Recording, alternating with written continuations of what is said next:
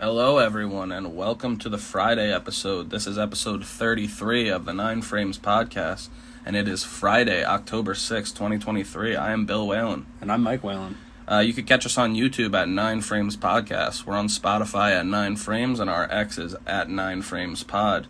This was pretty non-eventful Wednesday and nothing on Thursday, man. Yeah, or Friday. I mean, we got nothing to talk about, just mostly setting up and recapping the last games of the wild card series, which all four of them ended up being sweeps. Yeah, more of the same there. We start off with Philadelphia and Miami as Nola takes on Braxton Garrett. And this game goes the way of the Philadelphia All-Star caliber arm. Aaron Nola goes 7 shutout innings in this game. Looked phenomenal. Miami doesn't score until the 9th inning. They rolled into, 5 double plays, man? Yeah, every time they got something going, it seemed like they shot themselves right in the foot. Really punchless game. They had 5 hits all game. They were really scattered throughout, and every time someone got on, they killed them with a double play. Yeah, Nola was great, though, not to overstate it. He had a throwback type of game for the Phillies, and he really... He was as good as they needed him to be and better. They love to see that from him right now, especially when they have the toughest competition coming up as they visit the Braves for the NLDS. Yeah, the rematch. It's very encouraging when both of their ace-caliber pitchers have given in great starts in the postseason. Philadelphia wins 7-1 there for an easy sweep, man. Not much to talk about at all. Moving it on over to the other NL game. This was a fun one between Arizona and Milwaukee. As Milwaukee gets 2 early on Gallen, that's kind of the story of the series, as Milwaukee scores early but not often. Yeah, I said that the Brewers had to start fast in the second game, which they did. But the second part of what I said was they have to be able to hold the D-backs offense down, and they were unable to do that yet again. Right. That 2 that they get off Gallen early, like I said, that's the only 2 that they would get off him, and in general, as he goes 6 strong and limits the damage throughout. Yeah, shout out to him, because he could have let that one get away from him, let his confidence get shaken after getting hit for a couple in the first. But he bared down, and he pitched perfectly from there on out, basically. Yeah, decent amount of base runners, but, he got them off the board. That's all that matters. Keep the runs off the board in the postseason. You're doing your job. Yep. Arizona ends up putting up 1 run off a Alec Thomas solo homer in the 5th inning, and then a meltdown 4 spot in the 6th, with Peralta getting tacked for 4 earned runs, and Abner Uribe, who's usually phenomenal, getting 1. Arizona's pen, though, they clamped again for 3 shutout innings, and Sewald gets his 2nd save of the series. That's what the D-backs are going to need to continue to happen. Is the starting pitching success was nice for them, but the bullpen has been just lights out in those 2 games. They pitched basically a full game's worth, 9 1/3? Right, yeah. Scoreless? Yeah. Those guys did their job certainly in Game 1, and not as heavy lifting in Game 2, but still. Can't get any better than Arizona's bullpen right now, and they're going to need that as they go to visit the rival LA Dodgers. Yeah, somebody they know very well. Big time. Arizona there moving on with a 5-2 win. The only 2 runs Milwaukee score come in the 1st inning. Moving it on over to the AL, Toronto and Minnesota play the second of their set in a Barrios versus Sonny Gray matchup. Barrios goes 3 innings pitched, 3 hits, 1 walk, 5 strikeouts, and only 1 earned run on a Carlos Correa single, and he gets pulled, man. I don't understand this at all. I think it was probably an analytical decision, and John Schneider, the Blue Jays manager, is going to get a lot of criticism for it, because there was just no reason to pull somebody that was really pitching well. Yeah, I don't know how you could call this move anything but just a gross overmanagement. Yeah, I understand he walked the leadoff guy, but you got to remember who that guy was. It was Royce Lewis, who was playing on a bad hamstring, so he can't really run. Actually, the Twins told him not to run at full speed, so it's going to take at least 3 more base runners for him to get in, because he's not going second to home. Yeah. He's not going first to home. He's probably not even going to go first to third. So that's fair to say. Why would you not let the guy you traded for to be this guy try to pitch out of at 47 pitches too. It's just mind-boggling. Yeah, I I definitely would have sent Barrios out there for at least a couple more. I mean, the Twins hitters looked visibly happy when he got pulled. Yeah, and it ended up only being, a 2-0 game, so... Yeah, I was going to say, not for nothing, you can't blame the pitching at all in this series for them. Kikuchi gave up one more run on a double play, and that's all of the offense in this game. It's really unfortunate for Barrios, because he gets tagged with that loss after giving up a walk and getting pulled. Yeah, it's a frustrating move. Whit Merrifield said that it takes away from the game. Clearly, he's not on the side of the manager there, and he was let it known. Yeah, I agree with Merrifield. I really don't understand what the hell the Blue Jays were thinking.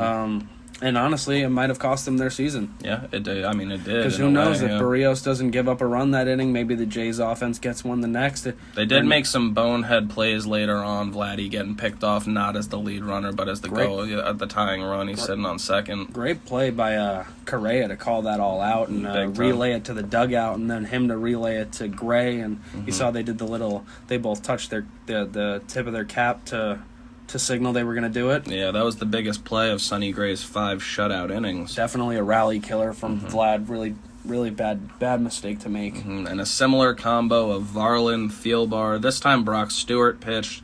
Jax and Johan Duran got his second save, and that'll end it in a 2-0 game. Duran is filthy, man. Big time, that stuff is crazy, dude. That splinker that he throws, they call 98 miles per hour splitter. Somebody tell him splitters don't go that fast. They don't. That's why they're calling it a splinker, because it's like a sinker, but that splits. It's actually like unhittable. Not fair. And then he throws 105. Like, good luck, guys. That is the first series win for the Minnesota Twins since 2002. Congratulations.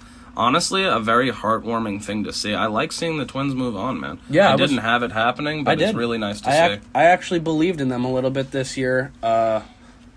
Honestly, the only series I got right out of the first 4, so shout out to the Twins for making me look a little bit right. Good pick. I got the whole round wrong.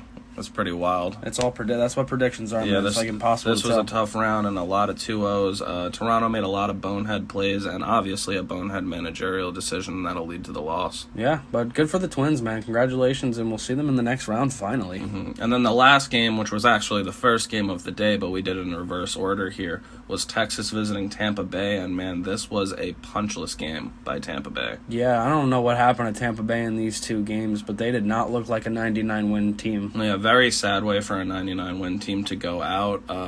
Eflin gave up a 4 spot in the 4th inning, and he gives up 1 in the 5th for 4 earned runs, but 5 runs total given up. Not a great look. Texas tacks on 2 more on Pache, and Curtis Meade gets an RBI single for the only run of the game to lose 7-1.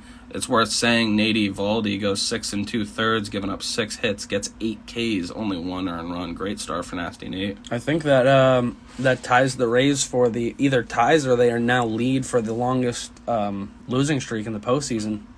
Yeah, they're at 6 or 7. Yeah, it's a bad look for sure. They lose 7-1 there, and they go home with their head between their legs. And if they didn't get that run in the the 9th, they got it. They would have the 7th, right? The 7th. Yeah, they got that in the 7th. If they didn't get that one run, they would have broken the record for the longest scoreless streak in Major League history, Major League postseason history. It was like almost 34 innings they hadn't scored a run until then, which is just insane. Sad way for Tampa to go out for sure, but with a franchise like that, it's pretty easy to say that we'll probably be seeing more of them next year. Yeah, but it doesn't make the pill any easier to swallow. No, and now Texas moves on over to Baltimore for what should be an absolute dogfight. Yeah, it'll be a really fun series. I think all these series are going to be fun. Yeah, let's set you up for them now. We're going to kick this one off in the NL because we got to talk about the best team in baseball from this year and the biggest rematch from last year, which saw those Braves, they got knocked out by the Phillies in this very same situation last year. Huge rematch, man, and you know the Braves want revenge. Yeah, this year the Braves were even a little bit better. They had, 104 or 5 wins instead of 101. The Phillies were also a little bit better, but it's going to be a dogfight. Yeah, Braves had a little rest while the Phillies were beating up on the Marlins. We'll see if that has any impact. They didn't really rest much, though. They were playing, I don't know if you saw, they were playing prep games against each other. I did see that. They had full scrimmages against each other, yeah. Because they were blaming them having 5 days rest last year on the reason as to why they lost, which is absolutely asinine. Hey, man, if you feel like you guys were rusty because of the break and you went to go fix that, hey, we'll see how it pays off. Yeah, I mean, whatever, I guess. But it just seems like you're risking injury for what? You earned those days off, you know? It doesn't make much sense. Luckily, no one got injured, so I guess we'll see. Like I said, last year, the Phillies upset the Braves. They beat them in 4, too. Just a 3-1 series win. And that was the first, the second series, because they beat the Cardinals in the wild card. That was just one of the stepping stones on their way to the World Series as the National League champs, and they're looking to defend that crown. Yeah, it's kind of crazy that they're the ones defending, given the talent level on Atlanta. And also, like, teams like the Dodgers, and, like, nobody really thought the Phillies would be the defending NL champs, and they have the chance to do it again. Yeah, phenomenal run last year. Yeah, so we're pretty much awaiting the starters in this series. There hasn't been anything announced, so I guess what we're gonna do is, like, speculate based on the best of our knowledge, I guess. Kind of what we think. I would assume that the Braves are going to send Strider game 1. It would be absurd for them not to. Yeah, I think looking at their pitching, it's pretty banged up right now, and with that being said, they already trust Strider so much. I think Strider might have been game 1 no matter what. I was going to say, yeah, I think fully healthy he's going out game 1. He almost had 300 strikeouts. I mean, the guy's he's their ace. And I'm sure he's going to be absolutely electric in the playoffs. Yeah, I mean, he's going to be fired up, throwing hard. I think he'll be game 1 for sure. Game 2, I'm assuming for them would be Fried if that blister is taken care of, which everyone seems to think that it will be. All going to depend on that finger, yeah. They do have until Monday for that game for game 2 for Fried, so it's really a little bit longer. I wouldn't be shocked at all if he's out there for that one. Which makes all the more sense for Strider to start game 1 because it'll give Fried a couple more days. And I personally think the next 2 are interchangeable. I don't think they are. Kyle, I mean, maybe last year they would have been, but because Kyle Wright was so good. But I think Game 3 will probably be Bryce Elder because he's just been better this year and more available. And then if it goes to 4 and they need a 4th starter, then it will probably be Kyle Wright because, I mean, I don't know who else it would be after that. Everybody else is hurt. With the day off after Saturday, it could even be Spencer Strider going back maybe out there. if their back's against the wall and they need him. Shocked. Yeah, so I wouldn't be surprised if Strider went game 4 if they needed him to. Either way, by Monday we'll know more. Monday's episode. From now on, or for now, it's definitely Spencer Strider going, we would have to say. Yeah, and then for the Phillies, since they just had a 2-game series and used both of their best pitchers, I would assume that it's going to be Ranger Suarez. You seem to think it may be Taijuan Walker. I think they might go with the experience here. I don't know for sure. I think it's kind of a toss-up because, I mean, if I'm the manager, I think I send Taijuan out there. I think they're going to do Suarez because they have more faith in him. They've believed in him longer. They both had very similar years. He's just been there longer. Yeah, fair Taijuan enough. just got here. So I think they'll do Suarez game 1, then they'll go back to Wheeler because of that extra day to Monday. I think that's an obvious move, yeah. Then they'll go Nola game 3, and then Walker or Suarez, whoever they don't use in game 1, will go game 4, if necessary. So as of right now, game 1 and game 2 are the really important ones. It's probably going to be Strider versus either Suarez or Walker, and then game 2 will be Max Fried versus Zach Wheeler, most likely. Yeah, I think that's definitely fair. The Braves are looking to avenge last year. They can't take the Phillies lightly. I mean, they obviously aren't. They were playing prep games just on the chance they might be playing the Phillies. And here we are. I mean, it's time to do it. Yeah, when you look at this series, it is really, really hard to just blindly pick the Braves, and it's one of the only series you could say that. We kind of both picked the Marlins last series as the biggest upset series, but we both fully recognize how good the Phillies actually most are. Definitely. And they are a serious threat in the NL again and to the Braves season because they already did it last year. Why couldn't they do it again? I mean, the Braves are way more banged up rotationally than they were last year, I would think. This is a series that I see going 5 games either way. Yeah, I think most people are saying this is like the the most likely series to go the distance. Yeah, I wouldn't be surprised at all. I think I've got Atlanta in 5. It's really a toss-up, though. I think I got Atlanta in 5 because I think they're going to want to get their get-back more than Philly wants to get back, you know? I think it's going to get to the Braves' head, and I think the Phillies are going to pull it off again, and this time it'll take an extra game. Last year was 4. I think I'm going to go Philly in 5. Yeah, all right. Just because the Braves are kind of beat up. Their rotation, their arms are hurt.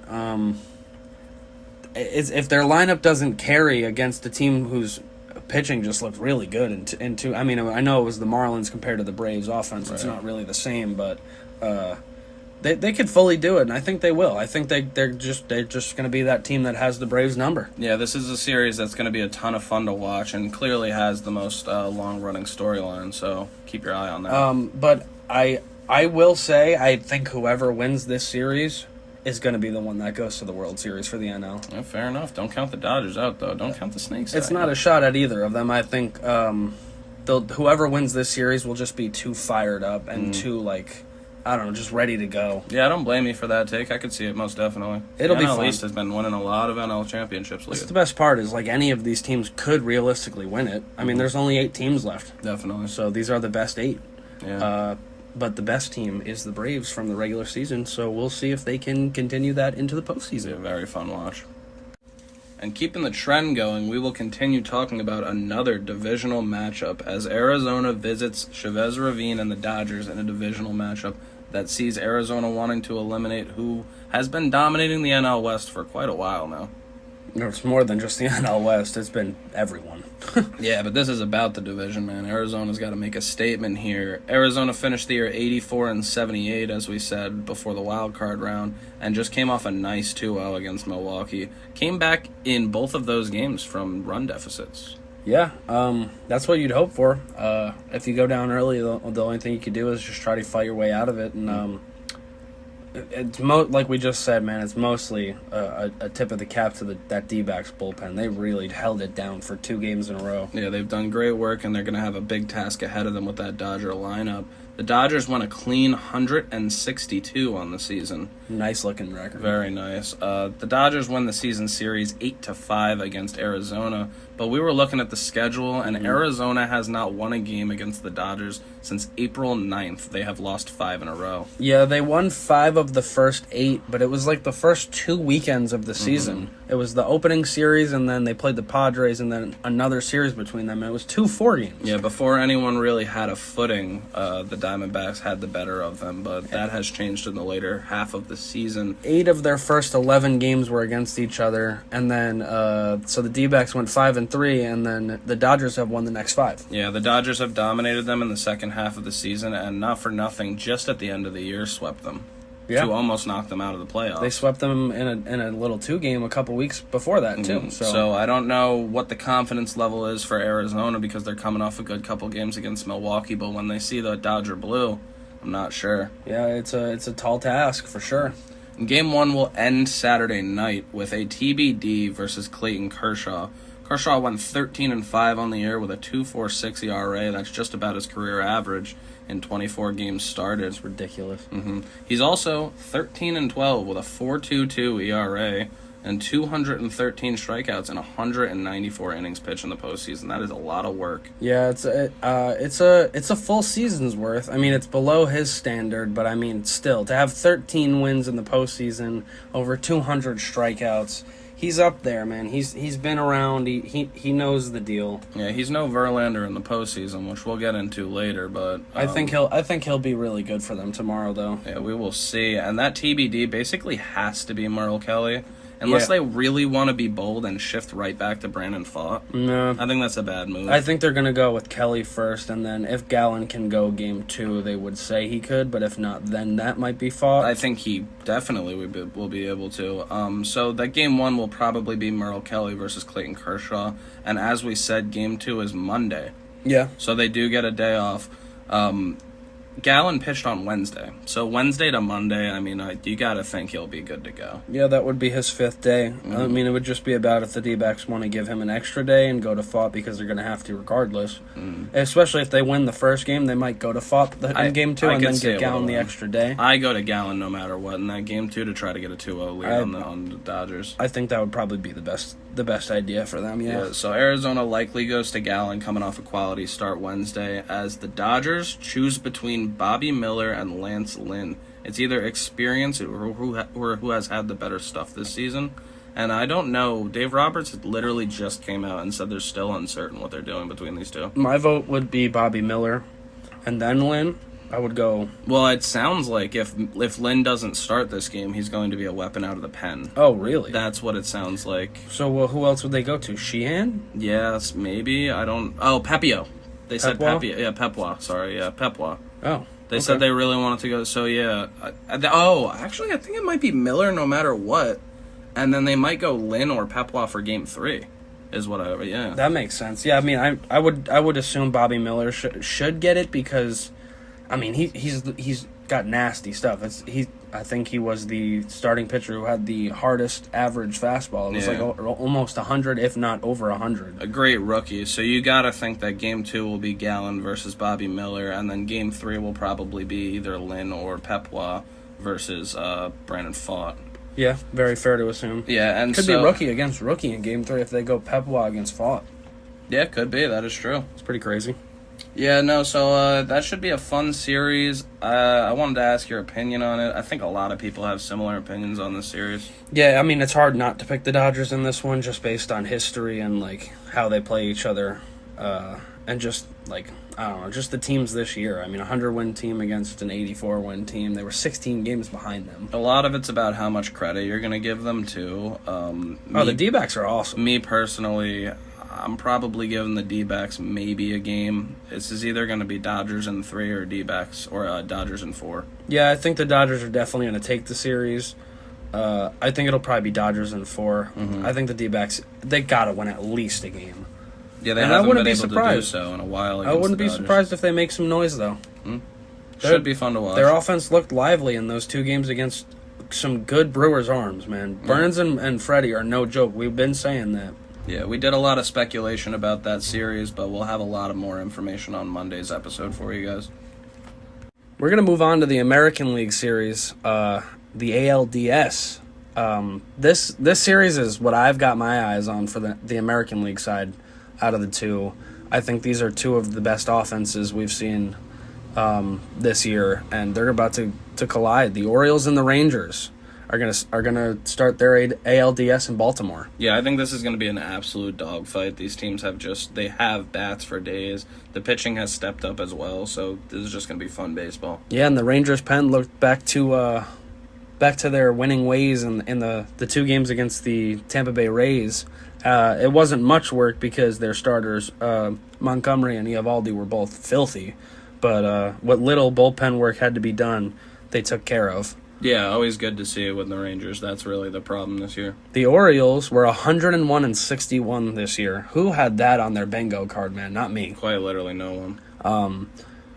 So they won the American League West. While Texas, they definitely... the American League East, yeah. The West is what I'm saying, is Texas.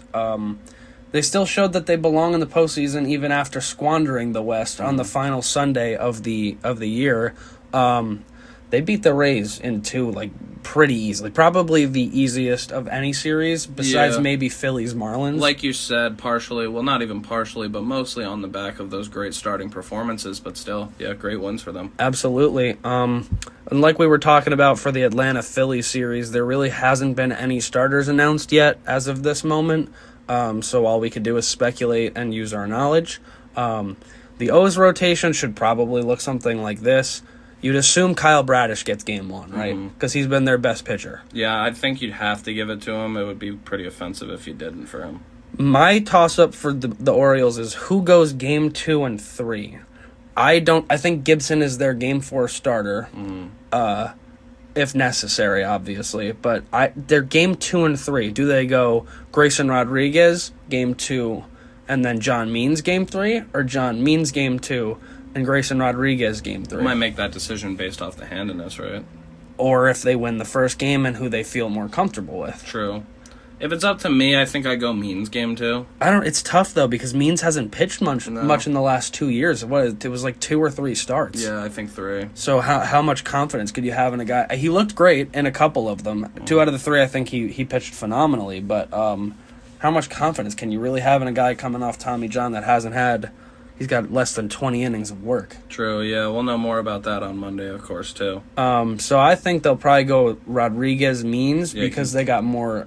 They've seen Rodriguez more. Game 2 is Sunday, so that'll happen before we talk to you guys next. And I don't know if it'll be Rodriguez or Means, but I think that's a pretty big decision. Definitely, it could be a swinger.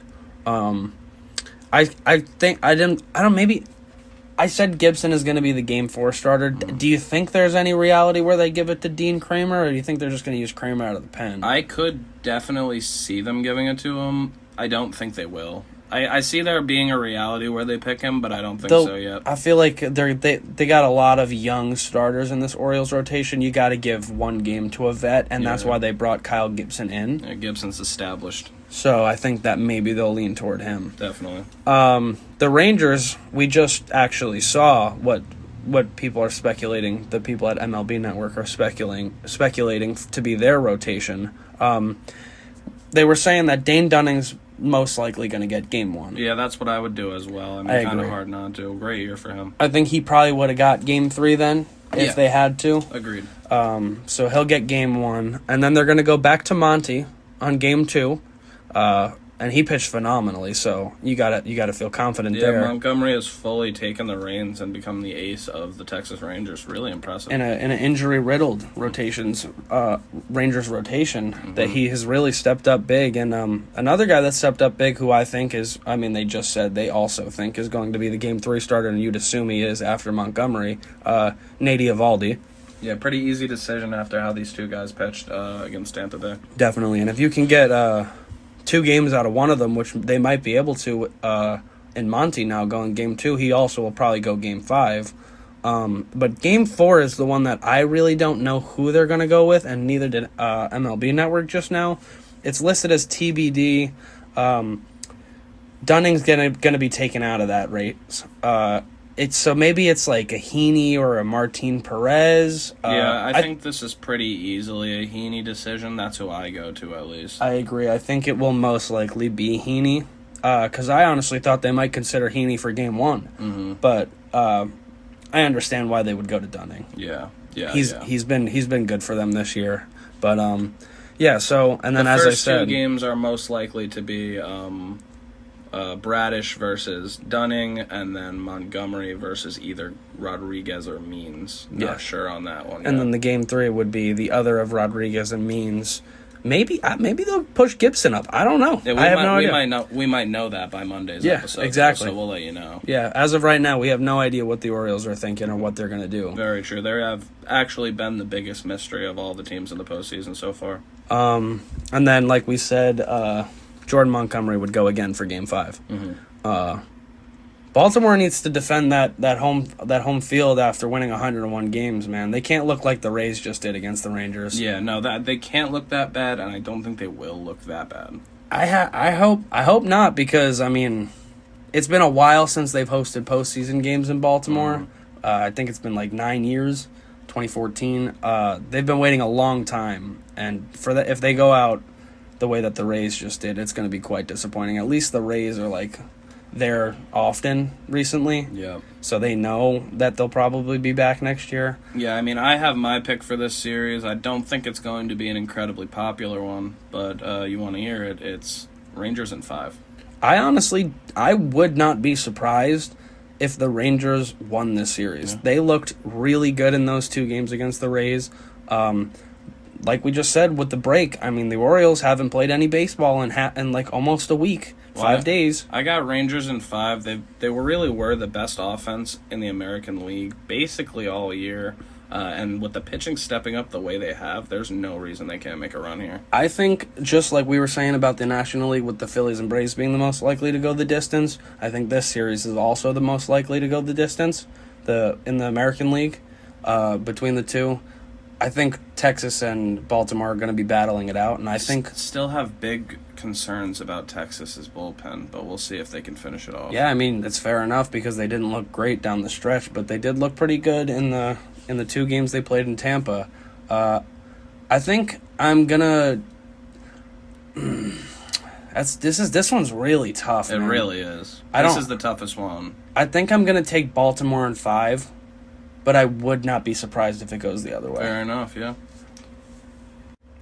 And for the last series of the weekend, Minnesota will be visiting the Houston Astros, who just barely took that AL West division crown after a very impressive Minnesota 2-0. I have to call it a smothering of those Blue Jays at home. Yeah, if it wasn't for that Rangers 1-0 defeat in Seattle on Sunday, the Astros wouldn't be division champs. They wouldn't have had a bye, but they did. And we'll see if that pays off for them because they definitely will be more rested than the Twins. But that might not. That's not always a good thing, as we've been talking about. Saw a quote by Dusty Baker that said that they could really have used these days. I know a lot of people. Well, I think this is what he said somewhere along the lines of, I know a lot of people say that you don't want the extra days off, but this team could have used it. Yeah. Houston needed it. Yeah, their bullpen was exhausted. He said he was exhausted, so, I mean, the players must be. Mm-hmm. They were really running thin, and it was good to see them, or at least if you're an Astros fan, good to see them get that division crown and the break. Actually, Minnesota won 87-75 on the year to Houston's 90-72. But Minnesota won the season series 4-2 against the Astros in 2023. Yeah, I mean, I don't think this is just going to be like a team getting rolled over. We can throw the Twins' postseason ugly history out the window now. They've won a series. They're moved past that. This is a different group. Yeah, this definitely ain't the same team. It's not even the same team as the last team that was in the postseason for them. No, I mean, they've won. They've done something a team hasn't done in 20-something years. So yeah, I mean, that 4-2 season series win would have been a win in a 7-game series, so yeah, for nothing. I think anybody counting out the Twins is foolish, and I think they'll make a little bit of noise in this series, man. Yeah, should be fun. Game 1 is a TBD versus Justin Verlander. Verlander is 13-8 on the year with a 3.22 ERA in 27 games started. And speaking of postseason experience, man, 16-11 with a 3.64 ERA. 230 strikeouts and 207 2/3 innings pitched in the postseason. I think he's one of the only people with more strikeouts than Kershaw in the postseason. One of, if not the best postseason pitcher ever. He has been there so many times, man. Yeah, and I was gonna say, I know that he signed with the Mets for 3 years, but it just looks and feels right for him to be pitching Game 1 for the Astros, doesn't it? Definitely where he belongs as of right now. Hard to disagree. That just feels like it's his team and he belongs there, man. Go ride out the rest of your career there and just enjoy retirement. Agreed. That TBD from Minnesota is surely Joe Ryan, who they already had announced to go Game 3. Yeah. It's a bit confusing, though. I can't just give it to Joe Ryan because their other choices are Kenta Maeda or Bailey Ober, who wasn't on the wild card roster. Yeah. So maybe if they have more faith in Bailey Ober than Joe Ryan, they can go with Bailey Ober. I think it's Joe Ryan's spot, I'm surprised that Bailey Ober wasn't on the roster, man. He had a pretty good year for them. He pitched Game 162. That's fair, but he wasn't going to be able to get on the mound, and it doesn't really make a difference. You don't think you could have used him out of the pen even at all? I just don't think they were gonna send him out there at any point, so it didn't make any sense to have him out on the roster. Yeah, I mean, then if he's available to come out for Game 1, I wouldn't be surprised if they start him over Joe Ryan. He was better than him this year. Yeah, I'd probably give it to Joe Ryan, but Bailey Ober definitely deserves a shout.